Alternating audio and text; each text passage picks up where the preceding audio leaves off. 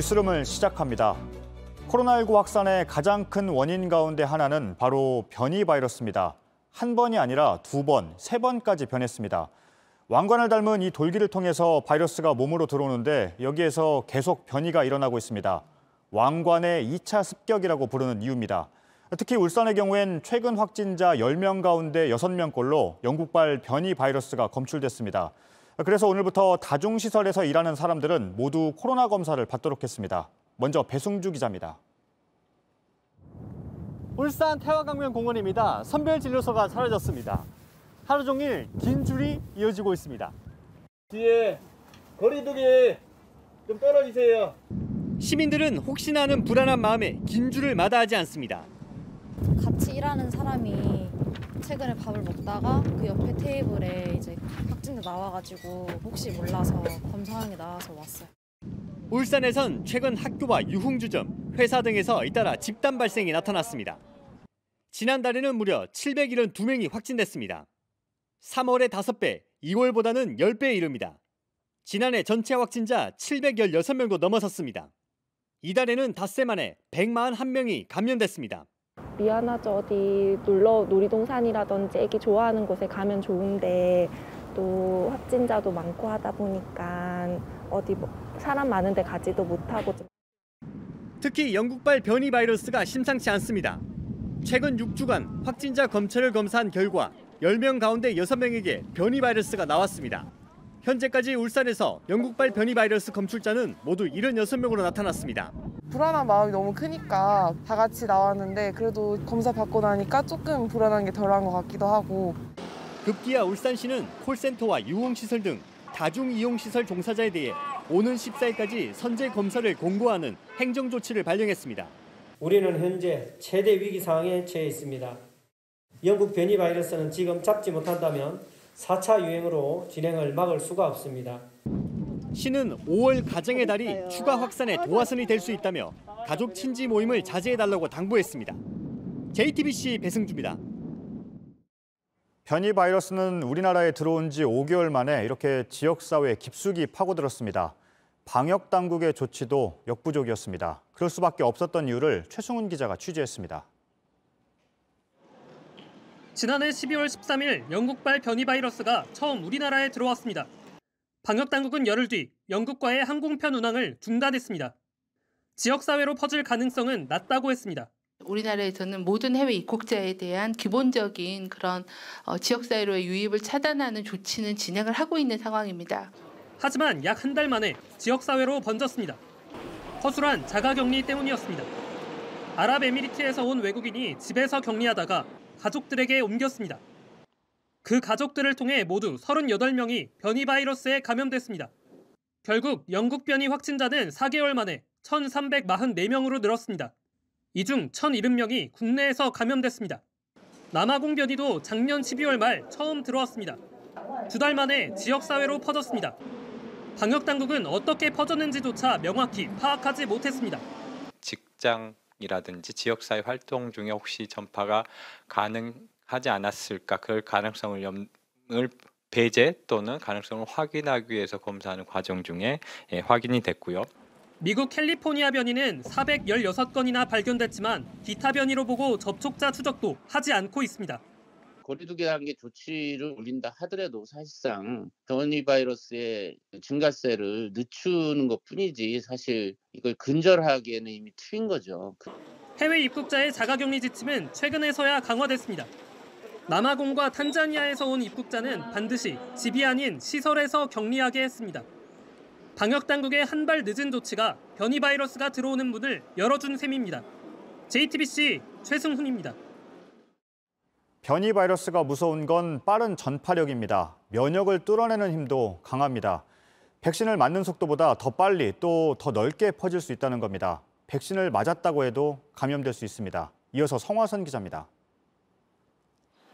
이스라엘에서는 최근 해외여행을 갔다 온 뒤 브라질과 칠레 변이 바이러스에 감염된 사례가 나왔습니다. 백신은 맞았지만 소용이 없었습니다. 변이 바이러스가 늘면 백신을 맞더라도 감염을 막기가 힘들어질 수 있습니다. 전파력뿐만이 아니라 그 백신을 회피하는 능력이 영국발 변이보다 더 높기 때문에 여기에 대해서는 좀 더 높은 수준의 그 관리가 필요합니다. 지금 나와 있는 백신은 기존 코로나19 바이러스와 영국발 변이 바이러스의 70% 이상의 효과가 있습니다.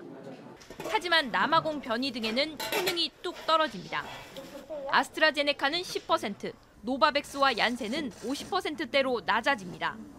화이자의 효능 데이터는 아직 없지만 항체 보호 효과가 3분의 1로 떨어진다는 연구 결과가 있습니다. 지난해 8월 발생한 남아공 변이는 8개월 만에 약 70개국으로 번졌습니다. 여기에 인도에서는 3중 변이까지 나왔습니다. 전파 속도가 빠른 미국발 변이, 항체를 무력화하는 남아공 브라질발 변이에 더해 또 다른 변이가 더해진 겁니다. 면역 반응과 감염력에 영향을 줄 것으로 예상만 되고 있을 뿐 아직 분석조차 되지 않았습니다. 백신 개발과 공급이 변이 바이러스의 생성과 전파 속도를 따라잡지 못할 수도 있는 겁니다. 완전히 종식하는 단계까지 백신 접종으로 억제하기는 어려울 거라고 예측이 돼서 향후에 이제 계속 변이되는 바이러스에 대한 백신을 추가 접종을 하면서 전문가들은 여전히 기존 백신이 중증 환자를 줄이는 데 효과적이라고 합니다. 다만 변이 바이러스 차단에 한계가 있기 때문에 접종 이후에도 사회적 거리 두기가 필요하다고 강조했습니다. JTBC 성화선입니다. 네, 지금의 이 변이 바이러스 확산을 어떻게 봐야 하는지 전문가와 함께 짚어보겠습니다. 가톨릭대학교 의과대학의 백순영 명예교수와 얘기를 나눠보겠습니다. 어서 오세요. 네, 안녕하세요. 예. 먼저 지금 울산을 보니까요. 변이 바이러스 검출 비율이 60%가 넘게 나왔습니다. 그게 어떤 의미일까요? 그러니까 우리나라에서도 이 변이가 확산의 주요 원인이 될 가능성이 심각하다. 이렇게 봐야 할까요? 네, 충분히 지금 심각한 상황이라고 봅니다. 이 울산의 경우도 며칠 전에 했던 것으로서는 9% 정도를 검사했더니 89% 정도가 변이주가 나왔다고 하거든요. 예. 지금 이 64%라는 의미도 표본 수가 적어서 그렇지 결국은 우세종이 이미 된 것으로 보입니다. 그렇기 때문에 전국적으로 이것이 얼마나 빨리 퍼질 수 있느냐, 이것을 얼마나 늦출 수 있느냐 하는 것이 관건이지 결국은 우세종이 될 것으로는 보입니다. 예. 결국은 우리가 다른 나라를 비교해 봐야 되는데요. 유럽이나 미국인 경우 이미 영국 변이주들이 우세종이 되어 있는 상황이고요. 우리가 옆에 일본을 보면 굉장히 잘 알 수가 있습니다. 2월 달까지만 해도 이 변이종이 한 10%밖에 안 되던 오사카부가 거기가 880만 명 인구거든요. 예. 이미 2달 사이에 90%가 되고 중환자실이 완전히 만원이 돼서 지금 대기 중에 있습니다. 이런 상황이 되는 것이 굉장히 빠를 수가 있다 하는 것이 뭐 일본은 우리보다 좀 방역을 못하는 부분도 있지만 우리나라에 지금 전국적으로도 14.8% 정도, 15% 정도라는 것은 사실은 표본수가 너무 적어서요. 전국적인 현상은 아니지만 특히 수도권, 경기 지역 같은 경우도 상당히 많은 변이주가 있을 것으로 보여서 이미 이 변이주의 확산은 시작된 것으로 보이고 이것을 빨리 막지 않으면 심각한 상황이 될 수도 있습니다. 예, 지금 백신 접종이 진행되고 있기 때문에요. 그걸 전제로 좀 얘기를 해야 될 것 같은데요. 화이자나 아스트라제네카 백신 같은 경우에는 이 변이 바이러스에 어느 정도 효과가 있는 걸로 나옵니까? 일단 이 변이주라는 것은 백신이 지금 생긴 다음에 변이주가 새로 생기고 나중에 그 변이주에 대해 새로운 걸 만들어야 되기 때문에 항상 백신은 쫓아갈 수밖에 없습니다. 예. 지금 파이자나 아스트라제네카 같은 경우 영국 변이주에 대해서는 아스트라제네카가 상당히 좀 효과가 다 있지만 남아공이나 브라질 같은 남미의 변이주 같은 경우는 파이자가 상당히 항체가가 떨어진다 그렇게 되어는 있습니다만은 사실은 우리 몸의 인체라는 것은 꼭 이 항체만 갖고서 하는 것은 아니고 세포 면역도 있기 때문에 상당히 많은 부분들은 억제가 되고 결국은 우리 몸은 경증이나 무증상이 되겠지만 다른 사람들한테 감염은 얼마든지 시킬 수 있다는 것이죠. 항체 효과가 떨어진다는 뜻은.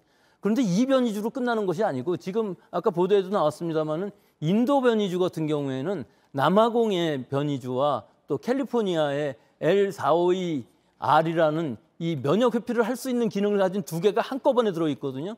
근데 인도 당국에서 아직 이 바이러스에 대해서 확실한 평가를 하지를 못하고 있어요. 그래서 얼마나 지금 이 변이주들이 회피를 할 수 있는지에 대해서는 확실치는 않지만 이런 변이주들이 계속 쌓이다 보면은 결국은 우리가 코로나19가 아닌 코로나21이라는 새로운 변종이 생기게 된다면은 거기에 대해서는 변종에 대한 개량 백신을 만들어야 되겠죠. 하지만 지금 상황에서 보면은 모든 백신들이 대부분의 변이주에 대해서는 면역 효과를 가질 수가 있고 적어도 예방 효과는 아니더라도 내 몸이 경증이나 무증상으로 끝날 수 있는 이런 효과는 충분히 있을 것이기 때문에 지금은 예방접종은 꼭 맞아야 될 시기라고 봅니다. 예. 정리를 해보면 뭐 과제가 크게 두 가지 정도 될 것 같은데요. 일단은 백신 접종의 속도를 좀 빨리 올려야 되고 또 변이 바이러스의 확산을 차단해야 되는 두 가지 문제가 있는데요. 교수님이 보시기에는 지금 대응에서 좀 바꿔야 할 부분이 있다면 어떤 게 있을까요? 우리 방역당국의 제일 지금 아쉬운 부분은 이 변이주를 좀 안이하게 생각하는 것이 아닌가 하는 생각인데요. 일단 한 주일에 한 번씩 정도 변이주에 대한 이 데이터를 공개를 했었거든요. 근데 이게 지금 그럴 상황이 아닙니다. 전국의 시도 보건환경연구원에서 이것들을 분석을 해서 이게 그다지 어렵지 않거든요. 이 분석 자체는.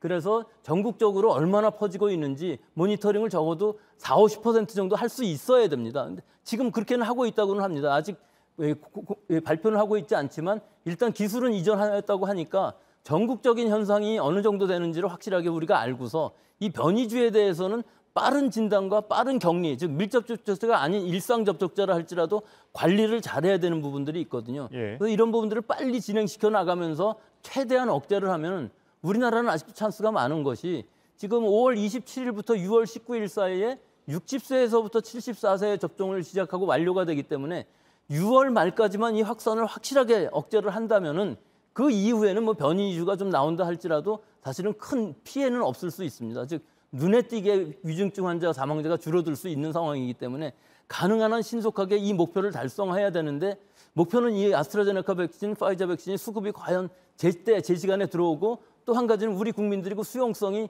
60세에서부터 74세까지가 아스트라제네카 백신을 맞는데 다 맞아줄 것이냐. 적어도 67% 이상이 맞아야만 이것이 형성이 되는 것인데 그런 부분이 좀 아직까지는 우려가 되기는 하고 있습니다. 예, 알겠습니다. 오늘 말씀은 여기까지 듣겠습니다. 가톨릭대 의과대학의 백순영 명예교수였습니다. 감사합니다.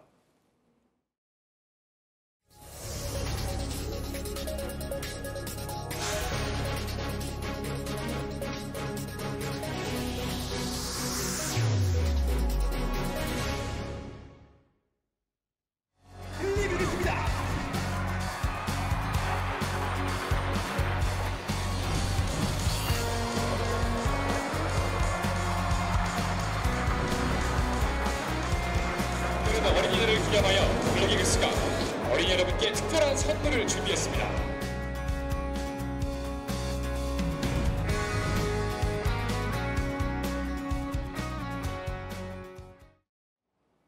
네, 거리에서 어린이의 미소를 볼 수 없는 어린이날이었습니다. 마스크 벗는 세상을 만들어주지 못한 어른들의 책임입니다. 축하 행사는 사라졌고 나들이 간 사람들도 마음 한켠에 불안감을 안고 다녀야 했습니다. 박태인 기자가 현장에 다녀왔습니다. 오늘 어린이날인데 어떠세요? 여기 오니까 좋아요? 네. 얼마나 좋아요? 이만큼만. 자그마한 얼굴은 마스크에 가려졌지만 행복한 마음은 감출 수 없습니다. 조심할 게 많은 나들이지만 오랜만이라 마냥 즐겁기만 합니다. 평소에 학교에서 마스크 쓰고 그래서 답답한데 하지만 어린이날이어서 행복해요. 사랑해요. 이 한마디 한정마. 화창한 하늘에 맑은 공기까지 더해져 서울 곳곳은 나들이 객으로 붐볐습니다. 코로나로 어린이날 행사가 취소돼 서울대 공원과 이 놀이동산에만 6만 명 넘는 시민이 찾아왔습니다. 엄청 힘들어하죠. 친구들이랑 만나지도 못하고 어린이날이라서 아침부터 어제부터 되게 설레했거든요. 원래 마스크도 써야 되고 해가지고 많이 답답했는데 근데 오늘은 좀 재밌게 노니까 좀 답답한 게 풀렸어요. 아직은 안심할 수 없어 포기한 나들이 대신 가까운 마트에서 아쉬움을 달래기도 합니다. 저는 롯데월드나 에버랜드나 인사동 가고 싶었는데 코로나 때문에 못 갔어요. 몸이 아픈 아이를 위해 병원에선 클래식 화상 콘서트가 펼쳐졌습니다.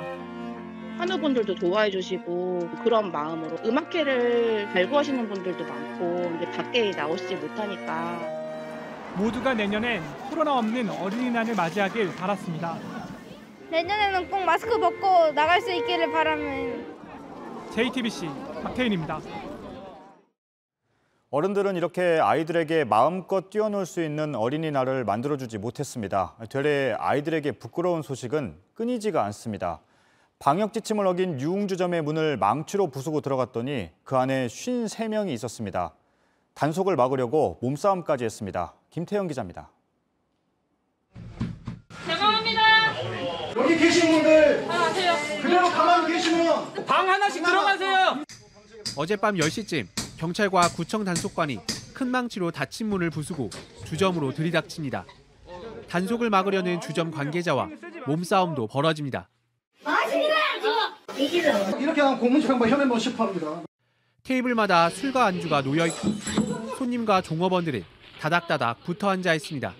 여기 모이면 안 되는 곳입니다.